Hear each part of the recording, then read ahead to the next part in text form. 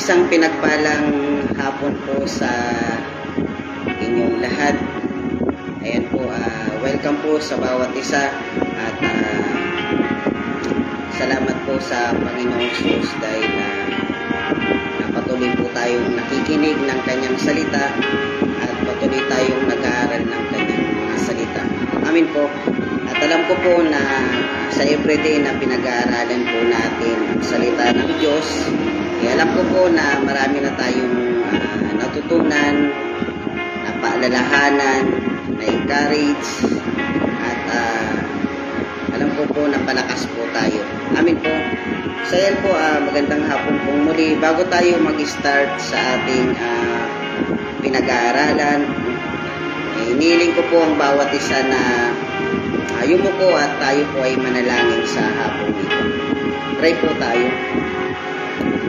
Panginoon, patuloy Lord, nagpapasalamat kami, Panginoon, sa hapong ito. Salamat, Panginoon, sa patuloy, Panginoon, na binibigay mo, Panginoon, na opportunity, Panginoon, na makinig, mapaglingkuran ka, at mapurihan ka, Panginoon. Salamat, O Diyos, dahil Lord, ginagayad mo kami, Panginoon, sa kung ano yung gusto mo.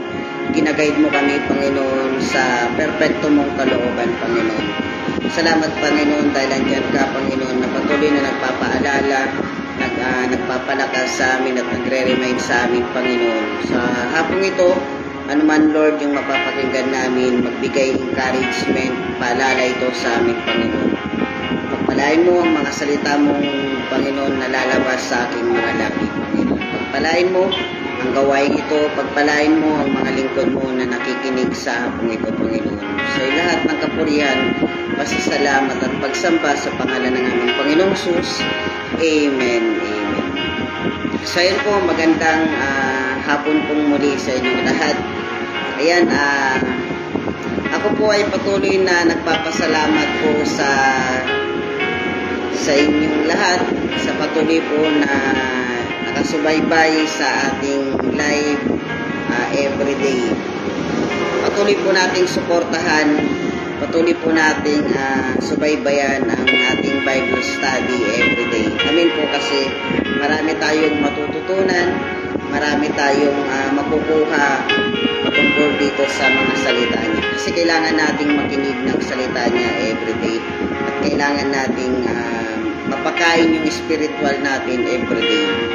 Amin po, kaya sa hapong ito, mag-aaral po tayo ng salita ng Diyos. Amin po. Kahapon po ay napasimulan po ni Pastora Desiree yung bago nating topic. Yung topic natin ay patungkol sa guidance. Ngayon, kahapon po may mga kwento po siya na sinabi sa atin na nakita natin yung pag-guide ng Panginoong Jesus sa mga taong umaasa sa Kanya. Amin po. At ngayon itutuloy po natin muli yung topic po natin, yung patungkol sa guidance. Pag sinabing guidance, ito yung patnubay. Ang mga Kristiyano na patuloy na umaasa sa Kanya ay i-guide ng Panginoong Jesus. Amin po. Pero yung mga taong patuloy na sumusuway, ayaw magpa-guide, hindi yan mag-guide. Paano mo ma-guide yung isang taong ayaw makinig? Amin po. Paano mo mag-guide yung isang taong sumusuway? Pero yung mga taong patuloy na umaasa, sumusunod, ay sila yung mag-guide at sila yung mga taong may lalayo doon sa kapahamakan. Amin po. Kaya sa hapong ito, alam niyo po, nung unang panahon, dyan sa Old and New Testament, ay bago sila mag-decide, bago sila na, kumbaga, humakbang, ay iniintay nila na sila ay mapuspos ng Holy Spirit. Amen po. Kasi, pag hindi sila napuspos ng banal na Espiritu, yung mga desisyon po nila ay magkakamali. Kaya nga sa atin, pag wala ang Holy Spirit, magkakamali tayo sa mga decision making natin. Kaya yung mga Kristiyano noon ay patuloy na umaasa sa Panginoon. Bago sila mag-decide, bago sila gumawa ng isang hakbang, ay nagtatanong sila, lumapit sila sa banal na Espiritu at hinihintay nila na sila ay mapuspos ng banal na Espiritu, at bago nila gawin yung isang bagay, kailangan sila ay napuspos ng banal na Espiritu. Amin po. Kaya sa buhay din natin ngayon, kaya nga dapat sa atin bilang mga Kristiyano, kailangan mapuspos tayo ng Holy Spirit, mapuspos tayo ng banal na Espiritu para mag-guide niya tayo. Kasi alam nyo, pag hindi tayo napupuspos ng banal na Espiritu, yung isipan natin magkakamali. Yung mga desisyon natin magkakamali. May mga dito rin sa Biblia, may mga kumbaga na nagdesisyon sila na humakbang sila na hindi sila sumasangguni sa Panginoon, nagkakamali. Amin po. At ganun din ang mangyayari sa atin na pag nagdesisyon tayo ng tayo lang at hindi natin isinangguni sa Panginoon, magkakamali po tayo. Amin po. Kaya itong pag-aaralan po natin ay maganda po ito para sa ating mga Kristiyano ay mag-guide niya tayo. Huwag nating sabihin ay matagal na ako, alam ko na yan, alam ko kumbaga napapakinggan ko na yan, ganyan. O alam natin, pero isang bagay na paalala sa atin ito na kailangan nating mag-guide pa din. Kasi kahit matagal na, kahit inuugat na sa buhay Kristiyano, nagkakamali pa din. Kasi kala niya tama ito, pero yun pala sa dulo ay mali. Amin po.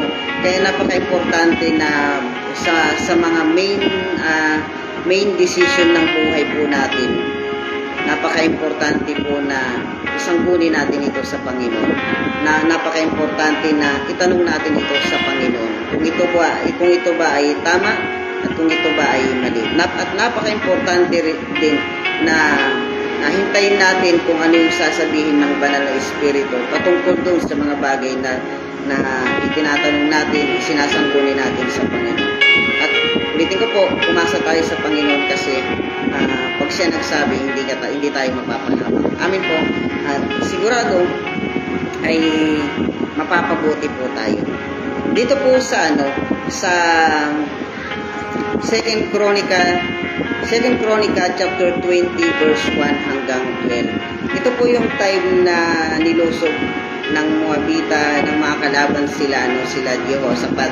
Maganda po yung kwento po nito at tignan natin kung paano lumapit at kung paano magpagayad ang si Jehoshaphat sa Panginoon.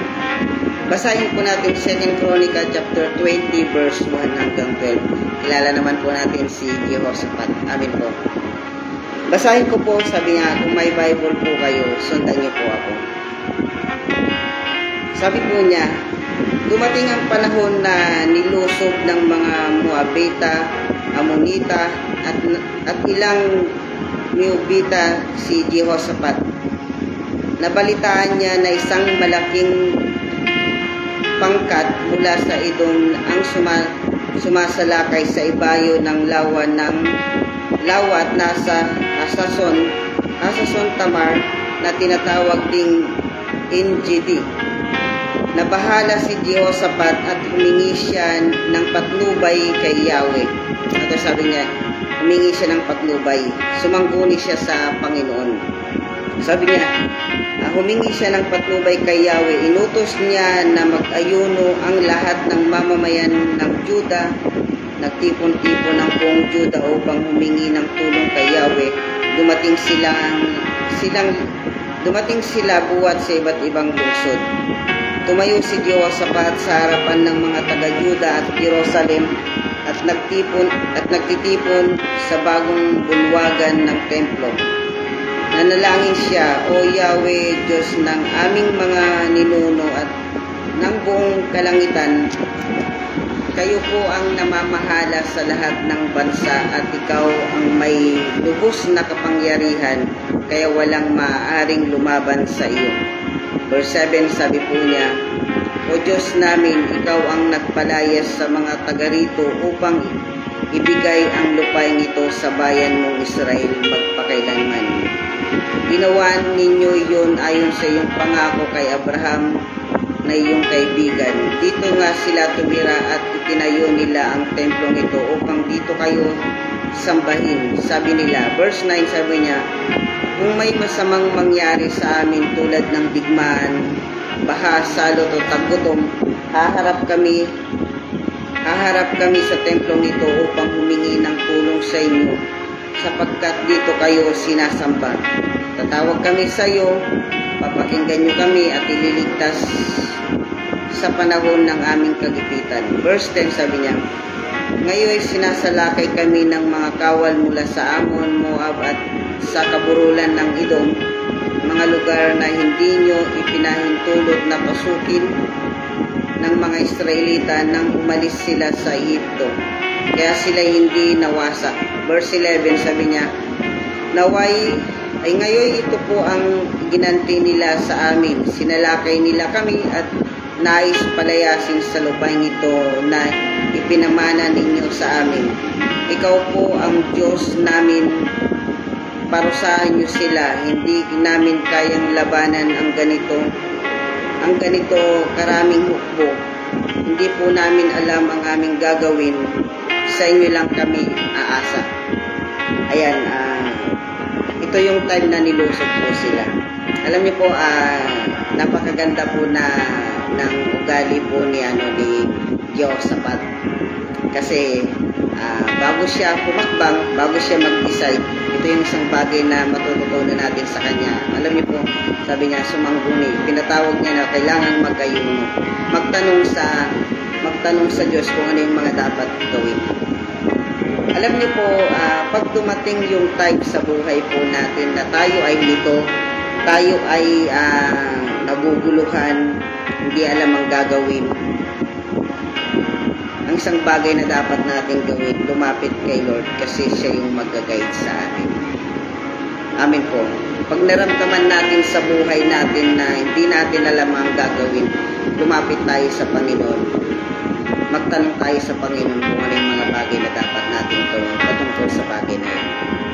Siyempre, ang isang bagay pa na kailangan natin gawin o lumapit, siyempre, doon sa mga Kristiyanong puspos ng Holy Spirit. Siyempre, i-guide ka ng mga yan, i-encourage ka niya, pagpuspos ng banal na Espiritu yan ng isang Kristiyano. Siyempre, ang sasabihin niya, yung bagay na makakatulong din. Kung natotoo po yun na, kung yan, pag dumating yung time na dito tayo sa buhay, hihingi tayo ng advice sa Panginoon. Siyempre, may mga leaders din tayo na siyempre na lalapitan natin at mag-guide sa atin. Kasi minsan may mga time na kailangan din natin. Minsan dito tayo, siyempre andyan yung mga leaders natin na mag-guide sa atin. Hindi ka naman tuturuan na mapahamak, kundi tuturuan ka niya ayon doon sa mga bagay na alam niyang makakabuti. Amin po. Kaya huwag tayong lalapit doon sa mga, o huwag tayong magpapa-advise doon sa mga taong hindi puspos ng banal na Espiritu. Kasi bakit? Pag lumapit ka dan, ang i-advise dyan, hindi ka naman ma-advisean ng maganda. Amin po. Kasi kung hindi puspos ng Holy Spirit yan, banal na Espiritu, walang mai-advise sa yan na maganda. Kaya mas maganda pag nagpa-advise ka, kung may mga pinagdadaanan, may mga problema, magpa-advise ka doon sa puspos ng banal na Espiritu. Kasi bakit? Matutulungan ka niya. Kailangan naman tayo mga Kristiyano, magpapa-advise tayo doon sa mga taong unbeliever. Anong may i-advise? Wala. Amin po. Kaya sa atin, si Jehoshaphat, bago siya mag-decide, kumilos, lumapit siya sa Panginoon. At nagtanong siya kung ano yung gagawin po niya. Amin po, nakaasa siya sa Holy Spirit. Nakaasa siya sa banal na Espiritu. Anong nangyari? Nagtagumpay po sila. Magtatagumpay tayo sa buhay Kristiyano po natin kung nakaasa tayo sa Holy Spirit. I-guide niya tayo patungkol doon i-guide niya tayo tungo doon sa bagay na sa ikakabuti natin at ikakatagumpay po natin. Amin po. At isa ito sa bagay na matututunan natin kay Jehoshaphat, pag alam niyang may darating na laban or kumbaga may darating na hindi maganda, nagtatanong siya kay Lord kung ano yung dapat gawin. Dapat sa atin din na pag may dumating sa atin na hindi maganda, may mga bagay na laban sa buhay po natin, nilusog tayo ng mga problema, nilusog tayo ng mga bagay na yan, negative, magtanong tayo sa Lord at umasa tayo sa Lord kung ano yung mga bagay na dapat natin gawin patungkol yan. Lalo na sa ministry, kumbaga, ano ba yun, kumbaga may mga bagay doon sa ministry natin na darating talaga na kumbaga hindi maganda. Kaya nga magtatanong tayo sa Lord kung ano yung bagay na dapat nating gawin patungkol doon sa ministry natin. Amin po, kaya minsan, alam mo, sa totoo silang mahirap magkamali ang mga Kristiyano. Mahirap magkamali sa buhay. Lalong-lalo na tayo mga Kristiyano, mahirap magkamali.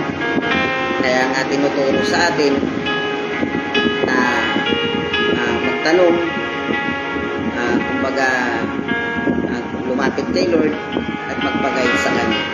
Amin po.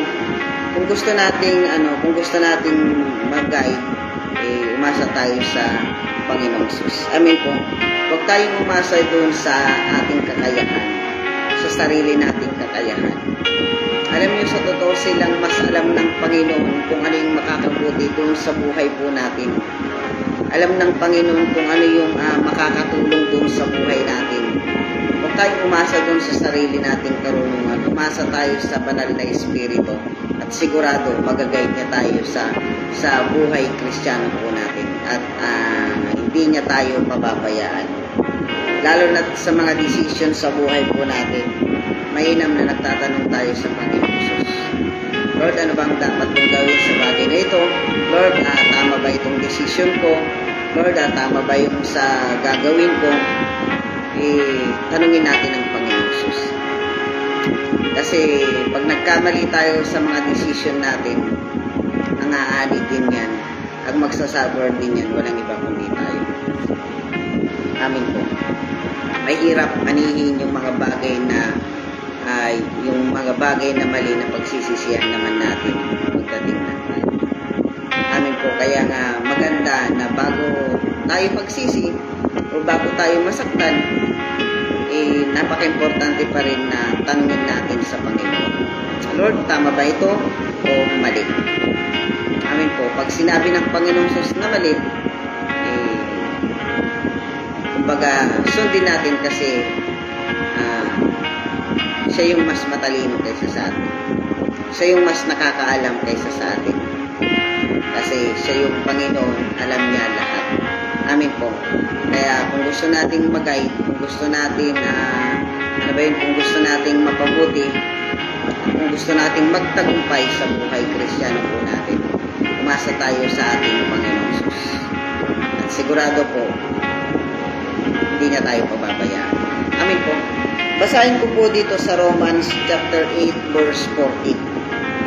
Alam ko po na alam natin lahat ito. Ang sabi niya, ang lahat ng pinapatnubayan ng Espiritu ng Diyos ay anak ng Diyos. Basahin ko po muli, sabi niya, ang lahat ng pinapatnubayan ng Espiritu ng Diyos ay mga anak ng Diyos. Amin po. Kaya sa Diyos tayo magpag-guide at sa Diyos tayo magpapatnubay at ang plano niya at ang kumbaga ang gusto niya ay mapabuti tayo. Ayaw niya tayo na malihis sa buhay Kristiyano po natin. Amin po, malalaman natin hindi tayo kinagayad ng Panginoong Hesus. Hindi niya na tayo kinakausap. Amin po. Kaya bilang mga Kristiyano, mahirap magkamali. Bilang mga Kristiyano, sa Kanya lang talaga tayo aasa. Sa Kanya lang tayo talaga lalapit. Amin po. So, yun lamang po yung maibabahagi ko po sa inyo. Maraming salamat po sa inyong lahat. At yuko po tayong lahat at tayo po ay manalangin. Maraming salamat, Panginoon, sa hapong ito. Salamat, Panginoon, dahil Lord, patuloy mo kaming pinaguide sa perfecto mong kalooban, Panginoon. Salamat, Panginoon, dahil Lord, patuloy mo kaming nire-remind. Pagpalain mong bawat isa na narito, Panginoon. Pagpalain mong mga anak mo na nakikinig, Panginoon. I-guide mo kami sa kung ano yung gusto mo sa buhay namin, Panginoon.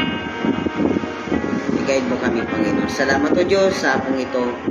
Salamat, Panginoon, sa pagre-remind mo, Panginoon. Purihin ka, sambahin ka sa pangalan ng aming Panginoong Hesus. Amen. So, ayun lamang po at maraming salamat po sa inyong lahat at mag-iingat po tayo lahat. God bless po.